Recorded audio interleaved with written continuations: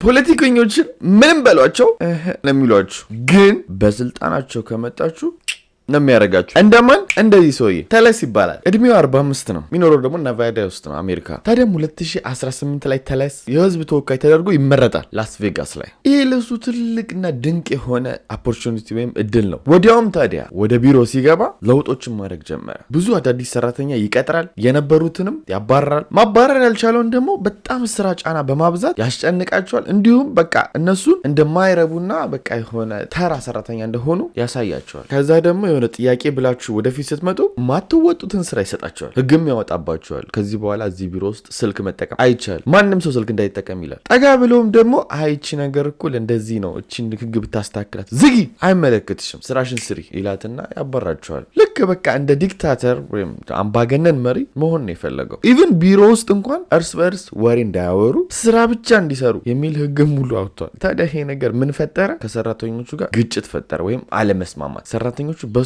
በጣም ተበሳጩ። እሱን የሚጥሉበት መንገድ መፈለግ ጀመሩ። እሱ ደግሞ ማባረር የሚችላቸው ሰዎች አልነበሩም። እነዛ ሰዎች ማባረር የሚችሉን ኦልሬዲ አባሩ አዲስ ሰው ተክቷል። ማባረር ከማይችላቸው ጋር ግን ትልቅ ጦርነት ከፈተ። እናም ስራዬ ብለው እየተመካከሩ እንዴት ነው ምን ጥለው ቴሌስን እያሉ እየተሰበሰቡ ያወራሉ። እሱም መከታተል ሲጀምሩ ቴሌስ ራሱ ብዙ ህግን እየጣሰ እንደሆነ ያውቃሉ። ያገኙበትም ነገር ምንድነው? ከአንዷ ሰራተኛ ጋር ሮበርታ ከምትባል ጋር ግንኙነት ጀምሯል። ምን ችግር አለው ግንኙነት ቢጀምር ካላችሁ ቴሌስ ሚስት አለችው። ሚስቱን አስቀምጦ ነው እዚህ ከሷ ጋር ግንኙነት የጀመረው። የሁለቱ ግንኙነት ታዲያ በቃ አብሮ ሲሄዱ ታያቸዋላችሁ። አብሮ የሆነ ቦታ ተገናኝተው እራት ሲበሉ በጣም ክሎዝ ሆነው ሲቀራረቡ ታያቸዋላችሁ። በቃ ስታፉ ወይም ደግሞ ሰራተኞቹ 100% እርግጠኛ ናቸው እዚህ ጋር ሚስቱ ላይ ችት እያደረገ እንደሆነ። ይሄ ስራው ደግሞ በስርዓት ደረጃ ያለውን መንግስት ጥሩ ስም የሚያሰጥ ስላልሆነ ይሄ ተግባር ትክክል አይደለም ካለበት ስልጣን አንጻር። እዚህ ጋር አሁን የገረመኝ ህግ ምንድነው? አሜሪካ ላይ ላስ ቬጋስ ስቴት ላይ ሌሎቹን ስቴት አላውቅም። ላስ ቬጋስ ስቴት ላይ ግን ሚስታችሁ ላይ መማገጥ ህገወጥ አይደለም። ሌሎች ስቴቶች ላይ ህገወጥ ሊሆን ይችላል ምናምን። እኔ ማውቃቸው ሀገሮች እኛን ሀገር ጨምሮ ሚስታችሁ ላይ መማገጥ ህገወጥ ነው፣ ግን እዛ ሀገር ላይ ህገወጥ አይደለም። በሚስቱ በኩል ካያችሁት ማለት ነው የሚሰራውን ስራ። ታዲያም ይሄ ነገር ለሰራተኞቹ የበለጠ አበሰጫቸው። ምክንያቱም በህግ እንዳይከሱት ህገወጥ ስራ እየሰራ አይደለም፣ ህጋዊ ነው። ሚስታችሁ ላይ ቺት ማድረግ ላስ ቬጋስ ላይ ምን ያርጉ? እሱ የተመታ መጥፎ ሰው እንደሆነ ያውቃሉ፣ ግን እሱ የሚጥሉበት መንገድ ከባድ ሆነባቸው። ግን ደግሞ የሆነ ነገር አሰቡ። ምን መረጃ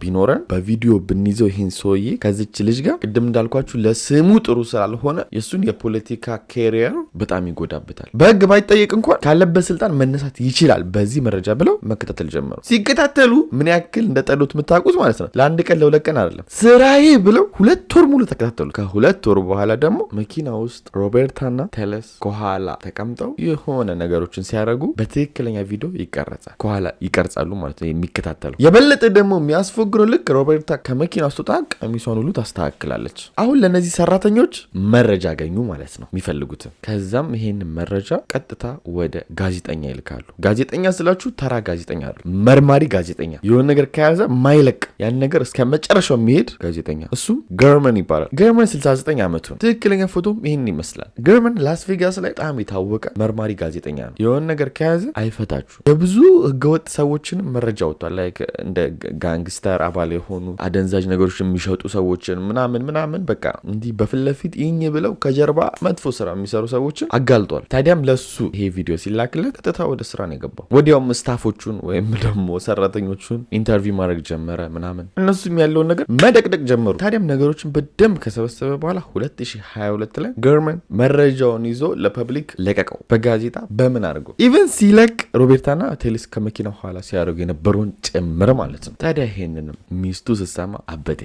ሰው ሲሰማ እሱ ሲሰማ ደግሞ የበለጠ ጨለለ። ታዲያ ይሄኔ ነው ሄዶ ሁሉንም የሚገላቸው አይደለም። መግደል ፓርቱ ላይ መጨረሻ ላይ ነው የሚያደርግ። ከዛ በፊት አንዳንድ እርምጃዎችን ወሰደ። እኔ ሰራተኞቹ እንዳሉት መጥፎ አለቃ አይደለሁም፣ ስራቸውን በአግባቡ ስላልሰሩ ነው እንደዛ የሆንኩት እንጂ እኔ መጥፎ ሆኜ አይደለም ብሎ ምላሽ መስጠት ጀመረ። ስለ ሮበርታ ሲባል ኧረ እኔና እሷ ጋር ምንም አይነት ግንኙነት የለም። ያንም የተቀረጸው ቪዲዮ ምንድን ነው? እኔና እሷ ለብቻችን ማውራት ስለፈለግን እዛ ጋር ተገናኝተን ለብቻችን አንዳንድ የመንግስታዊ የሆነ ነገሮች ስለነበሩ አወራን። መንግስታዊ ነገሮች ቀሚስ ምናምን ብቻ ግልጽ ነው ያለው ነገር ግን እንዲህ ያለ ሊዋሽ ፈለገ። ተጨማሪ ደግሞ እዚህ ጋር ያለው ምንድነው እኔ ሚስቴን ወዳታለሁ። ሚስቴ ኦ ቤቢ ያላንቺ ህይወት የለኝም። እንዴት እኔን ትጠረጥሪኛለሽ?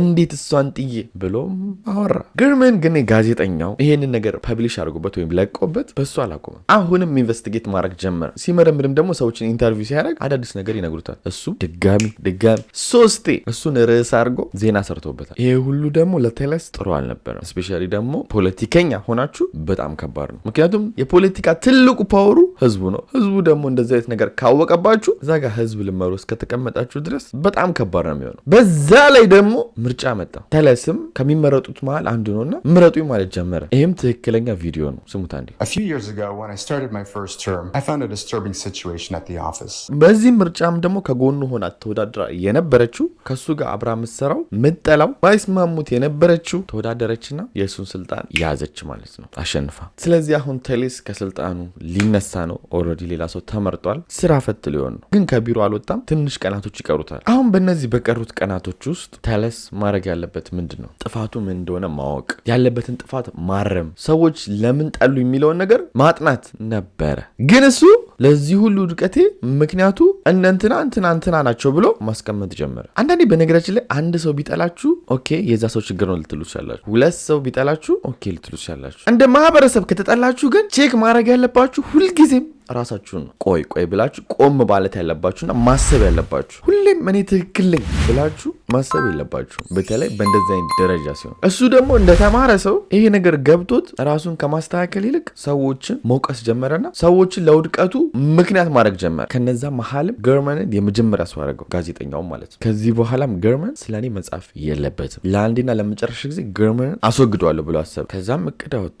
እሱ የሚያስወግድበት ራሱን ከተማ ውስጥ ጽዳት እንደሚያጸዱ ሰዎች አለበሰ። ከዛም ጩቤ ያዘ፣ እየነዳ ወደ ገርመን የሚኖርበት ቦታ ሄደ። ይሄም ትክክለኛ ቪዲዮ ነው፣ በዛ አካባቢ የተገኘ ማለት ነው። ሲኩሪቲ ካሜራ የቀረጸው ገርመን የሚኖርበት አካባቢ ነው። አሁን እንደዚህ ለብሶ እየተንቀሳቀሰ ያለው። ከዛም ቀስ ብሎ የገርመን ግቢ ውስጥ ይገባል። ያው የፈረንጅ ግቢ እንደምታውቁት አጭር ነው።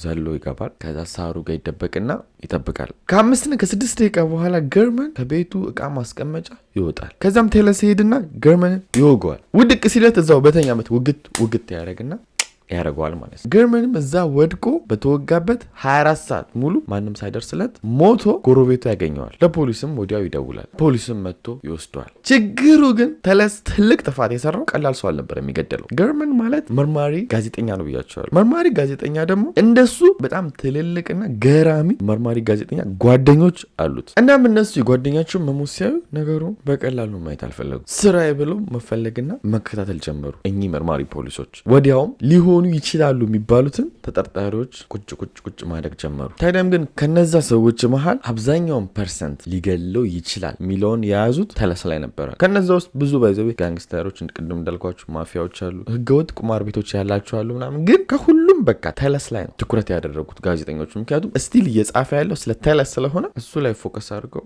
ምርመራ ማድረግ ጀመሩ። ታዲያም ግን እነሱ ይሄን መረጃቸውን ይዘው ወደ ፖሊስ ሄዱ። ፖሊስም ኦልሬዲ ቴለስ እንደሆነ አውቆታል። ምክንያቱም በመኪና ሄዳ አልነበረም ያልኳችሁ። ያ መኪና የሚስቱ መኪና ነበረ፣ እዛ ጋር የሄደበት መኪና። ፖሊስም መረጃ ብሎ ሲሰበስብ በአካባቢው የእሱ መኪና ነው ያገኘው። ከእሱ ደግሞ የበለጠ ያረጋገጠላቸው ገርመን እንዲህ ሊይዘው ሞክሮ ነበርና በዛ ሰዓት ትንሽ ቦጨር ነገር አድርጎት ነበር። የባጨረውን ጥፍር ደግሞ ሲመረምሩ የቴለስን ዲኤንኤ ያገኙ ማለት ነው። ታዲያም ይሄ በቂ ስለነበረ ቀጨም ተደረገ ቴለስ። ትክክለኛ ፎቶም ይህን ይመስላል። ፍርድም ቀረበ። ለ28 ዓመት ተፈረደበት። አንዳንዴ ሞቀስ ካለባችሁ ራሳችሁ የምትወቅሱበት ጊዜ አለ። ያኔ ደግሞ በህይወታችሁ ኃላፊነት ወስዳችሁ ራሳችሁን ካላስተካከላችሁ ትልቅ ጥፋት ነው የምታጠፉት። ከ100 ሰው 90ው ትክክል አይደላችሁም ካላችሁ ለማስተካከል ብትሞክሩ አሪፍ ነው ያለውን ነገር። በተረፈ እንግዲህ የዛሬ እውነተኛ ታሪካችን ይህን ይመስላል። ላይክ ካደረጋችሁ ምን ይጠበቃችሁ? ላይክ አድርጉ። ሜምበር መሆን ከፈለጋችሁ ሜምበር ሆኖ በጣም ወዳችኋል። በቀጣይ ቪዲዮ እንገናኛለን። ባይ